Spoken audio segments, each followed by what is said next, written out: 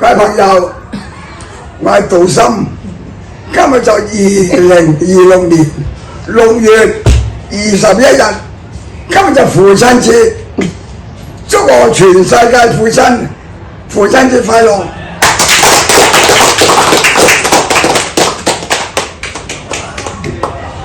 我更祝願全世界兒女尊重父親，更要敬愛母親，因為母親係好辛苦生你出嚟，所以我哋大家中國人一定要優良傳統，尊重我哋嘅父母，係咪啊？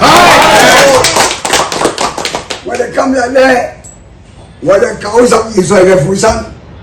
今日我哋呢個座上有6位父親，1、2、3、4、5、6，共有1、2、3、4個母親，同我哋6個父親，祝我全世界兒女一定要我哋中國傳統孝順我哋父母，係咪啊？